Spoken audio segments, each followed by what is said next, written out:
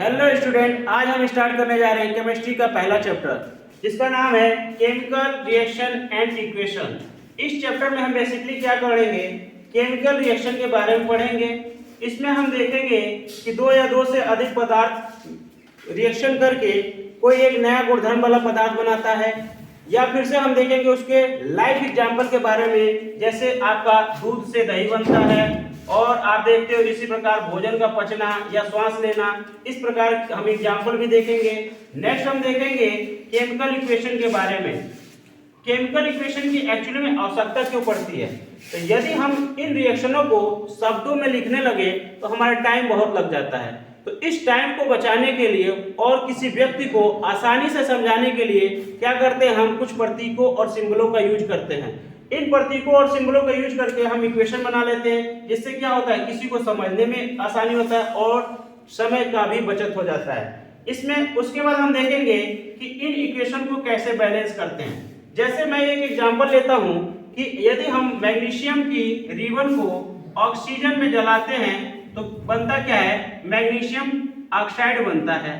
तो आपने ये देखा कि इसमें इक्वेशन बैलेंस नहीं है, यानी कहने का मतलब ये है कि इधर जो होता है अभिकारक, इधर जो होता है वो उत्पाद। यानी अभिकारक में उपस्थित परमाणुओं की संख्या जो है, एलिमेंट के परमाणुओं की संख्या, वो उत्पाद में उपस्थित एलिमेंट के परमाणुओं की संख्या के बराबर होना चाहिए। यानी कह लीजिए ये कि मास कंजर्वेशन के नियम पे आधारित होना चाहिए। इसी आधार पे हम क्या करेंगे, इक्वेशन को बैलेंस करेंगे। और इसके लिए मैं 3 वीडियो बनाऊंगा या 3 मेथड आपको सिखाऊंगा, जिसमें आपको जो अच्छा लगे उसको आप यूज कर लीजिएगा।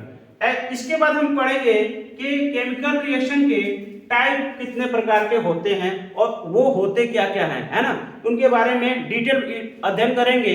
जैसे कि कह लीजिए कि केमिकल रिएक्शन जो है उसको हम कई भागों में बांटे हैं। जैसे मैंने बताया है कंपोजिशन रिएक्शन, रिडक्शन रिएक्शन, उसके बाद ऑक्सीडेशन रिएक्शन, उसके बाद मैंने बताया था आपका रिडॉक्स रिएक्शन, है ना, उसके बाद डिस्प्लेसमेंट, डबल डिस्प्लेसमेंट के बारे में अध्ययन कराया है। इसके बाद आपको बताया जाएगा कि जो ऑक्सीडेशन होता है उसका हमारे लाइफ पे क्या इम्पैक्ट पड़ता है, और इसके बारे में बेसिकली हम 2 चीज के बारे में ज्यादा जानेंगे।